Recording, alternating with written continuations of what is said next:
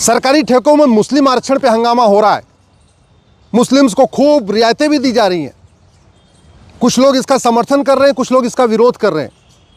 लेकिन वास्तव में न संविधान की बात हो रही है, न संविधान निर्माताओं की मंशा पे चर्चा हो रही है, न इसकी ज़रूरत पे चर्चा हो रही है, और न इसके अस्थायी समाधान की चर्चा हो रही है। भारत के संविधान में 2 बार माइनॉरिटी शब्द आया, एक बार आर्टिकल 29 में आया, एक बार आर्टिकल 30 में आया है, लेकिन कुछ देने के लिए नहीं आया। आर्टिकल 29 में लिखा हुआ है कि जो माइनॉरिटी होगा वो अपनी भाषा को, अपनी स्क्रिप्ट को, अपने कल्चर को प्रोटेक्ट कर पाएगा। यानी जो अल्पसंख्यक होगा वो अपनी ज़बान बोल सकेगा, उसकी अगर कोई किताब है, कोई लिपि है, उसको भी आप रख पाएगा और अपनी संस्कृति को भी आगे बढ़ा पाएगा। लेकिन प्रथाओं को, कुप्रथाओं को नहीं, अपनी जो उसकी रीतियां हैं उसको आगे बढ़ाएगा, कुरीतियों को नहीं। देने के लिए कुछ तो है ही नहीं व्यवस्था। और आर्टिकल 29 में भी माइनॉरिटी कौन होगा ये भी नहीं डिफाइन किया हुआ है। फिर आता है दूसरी बार माइनॉरिटी आर्टिकल 30 में, और आर्टिकल 30 में जो माइनॉरिटी आया है वो लिखा है कि जो माइनॉरिटी होगा वो अपने स्कूल खोल सकेगा, मदरसा नहीं। मदरसा स्कूल नहीं होता। आर्टिकल 30 में साफ साफ लिखा हुआ है कि एजुकेशन इंस्टीट्यूशन अपना खोलेंगे, मदरसा बोर्ड नहीं खोलेंगे। मदरसा एजुकेशन नहीं, एजुकेशन इंस्टीट्यूशन, जो सेकुलर एजुकेशन होती है, जो सबके लिए कल्याणकारी शिक्षा हो, वो स्कूल खोल सकेंगे। यानी इंजीनियरिंग कॉलेज खोल सकेंगे, मेडिकल कॉलेज खोल सकेंगे, लॉ कॉलेज खोल सकेंगे, मदरसा नहीं। आर्टिकल 30 को ध्यान से पढ़िए, उसमें रिलीजियस एजुकेशन नहीं लिखा हुआ है, सिंपल लिखा हुआ है एजुकेशन इंस्टीट्यूशन, जबकि मदरसों में रिलीजियस एजुकेशन दी जाती है।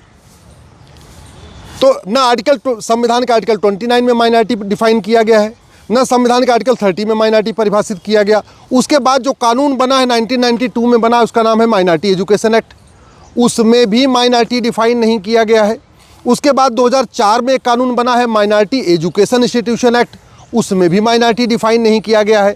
तो पूरे देश में जो माइनॉरिटी के नाम पे खेल चल रहा है, माइनॉरिटी के नाम पे वजीफ़ा जा रहा है, माइनॉरिटी के नाम पे लोन जा रहा है, माइनॉरिटी के नाम पे कोचिंग चल रही है, माइनॉरिटी के नाम पे मदरसा चल रहा है, माइनॉरिटी के नाम पे वक्फ बोर्ड चल रहा है, माइनॉरिटी के नाम पे वक्फ ट्रिब्यूनल चल रहा है, माइनॉरिटी के नाम पे माइनॉरिटी कमीशन चल रहा है, माइनॉरिटी के नाम पे माइनॉरिटी अफेयर मिनिस्ट्री चल रही है।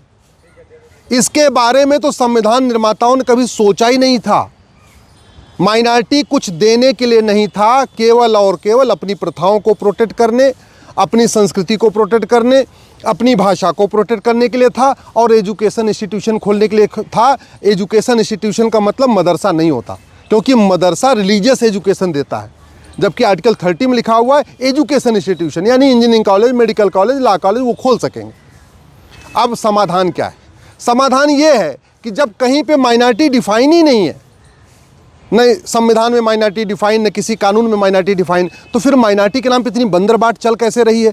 वो बंदरबाट चल रही है 1993 में 23 अक्टूबर 1993 को गृह मंत्रालय का नोटिफिकेशन है। उस नोटिफिकेशन में कहा गया है कि मुस्लिम माइनॉरिटी है, क्रिश्चियन माइनॉरिटी है, बौद्ध माइनॉरिटी है, सिख माइनॉरिटी है और पारसी माइनॉरिटी है। लेकिन जब कोई इस तरीके का नोटिफिकेशन गृह मंत्रालय जारी करता है तो ऐसे आंख बंद करके नहीं करता है। पूरे देश में माइनॉरिटी कौन होगा इसका नोटिफिकेशन जारी करने के पहले कोई सर्वे नहीं हुआ। माइनॉरिटी कौन होगा इस पे कोई पार्लियामेंट में डिस्कशन नहीं हुआ। माइनॉरिटी कौन होगा इसको लेके लॉ कमीशन से कोई ओपिनियन नहीं मांगी गई। माइनॉरिटी का दर्जा देने के लिए कोई देश भर से कोई डिमांड नहीं आई। न क्रिश्चियन ने पूरे देश भर में कहा हमको माइनॉरिटी घोषित करो, न मुस्लिम ने कहा हमको माइनॉरिटी घोषित करो, न सिखों ने कहा हमको माइनॉरिटी घोषित करो, न पारसियों ने कहा हमको माइनॉरिटी घोषित, किसी ने नहीं बोला। फिर भी 23 अक्टूबर 1993 को गृह मंत्रालय के एक सचिव के द्वारा एक नोटिफिकेशन जारी कर दिया गया। अब गृह मंत्रालय अगर उसी अपने नोटिफिकेशन को बदल दे और उस नोटिफिकेशन में लिख दे कि जो समुदाय भारत में 1% से कम है वो माइनॉरिटी कहलाएगा, जो समुदाय 1% से ज़्यादा है उसको माइनॉरिटी का दर्जा नहीं मिलेगा, सारी समस्या का समाधान हो जाएगा। आपको संविधान बदलने की ज़रूरत नहीं है माइनॉरिटी मेजॉरिटी का कॉन्सेप्ट ठीक करने के लिए। आपको कानून भी बदलने की ज़रूरत नहीं है, क्योंकि 1992 वाले कानून में जो नेशनल माइनॉरिटी कमीशन एक्ट बना उसमें खुद ही सेक्शन 2C में लिखा हुआ है कि माइनॉरिटी कौन होगा इसको केंद्र सरकार बताएगा। और केंद्र सरकार ने अगले साल 1993 में बता भी दिया माइनॉरिटी कौन होगा। लेकिन 1993 में जो केंद्र सरकार ने कहा माइनॉरिटी कौन होगा, जो 5 कम्युनिटीज़ को माइनॉरिटी घोषित किया, वो बिना किसी सर्वे के किया, बिना किसी कंसल्टेशन के किया, बिना किसी रेशनल के किया, बिना किसी लॉजिक के किया है।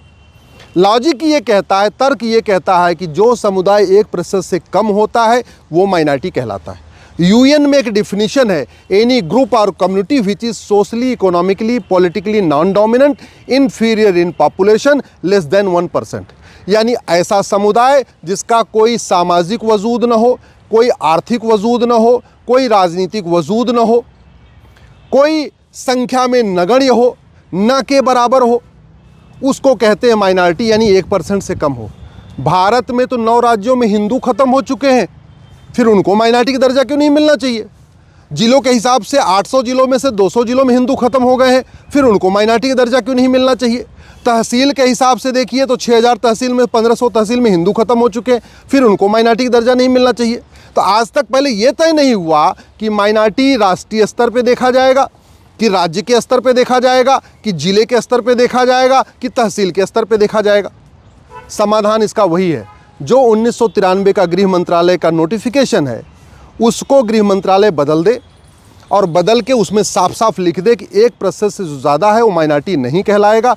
सारी समस्या का समाधान हो जाएगा।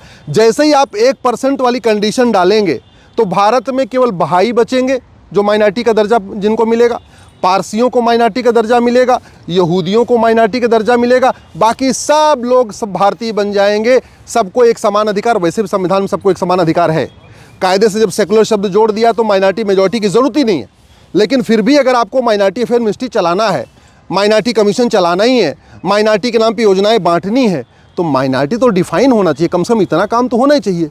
और माइनॉरिटी को डिफाइन करने के लिए ना संविधान में संशोधन करना है, माइनॉरिटी को डिफाइन करने के लिए किसी कानून में कोई संशोधन नहीं करना है, क्योंकि 1992 वाला जो कानून है उसमें साफ साफ लिखा हुआ है केंद्र सरकार जिसको चाहे उसको माइनॉरिटी डिक्लेयर कर दे। तो अब मैं केंद्र सरकार से, माननीय प्रधानमंत्री से, माननीय गृह मंत्री से निवेदन करता हूँ, आप वो जो गृह मंत्रालय का आदेश है 23 अक्टूबर 1993 वाला, उसको वापस ले लीजिए, एक नया आदेश जारी कर दीजिए, उसमें लिख दीजिए कि जो 1% से ज़्यादा है राष्ट्रीय स्तर पे उसको माइनॉरिटी का दर्जा नहीं मिलेगा, जो 1% से कम है वो माइनॉरिटी कहलाएगा। और फिर जनगणना के आधार पे देख लीजिए 2011 में कि कौन 1% से कम है, कौन 1% से ज़्यादा है। राष्ट्रीय स्तर पे जो क्रिश्चियन हैं वो भी 1% से ज़्यादा हैं, जो मुस्लिम्स हैं वो भी 1% से ज़्यादा हैं, तो उनको माइनॉरिटी का दर्जा नहीं मिलना चाहिए। हाँ, यहूदी हैं, बहाई हैं, पारसी हैं, जो 1% से कम है उनको आप माइनॉरिटी का दर्जा दीजिए, कोई दिक्कत नहीं। लेकिन अब एक भी पैसे जो टैक्स पेयर का पैसा जा रहा है, हज़ारों करोड़ रुपए वक्फ बोर्ड के ऊपर खर्च हो रहा है, हज़ारों करोड़ रुपए लोन के नाम पे जा रहा है, हज़ारों करोड़ रुपए माइनॉरिटी को और अलग कोचिंग के नाम पे जा रहा है, हज़ारों करोड़ रुपए जो है अलग अलग 300 योजनाएं जो चल रही हैं माइनॉरिटी के नाम पे, वो पैसे का हम खर्च करिए, लेकिन सबसे पहले माइनॉरिटी को डिफाइन करिए।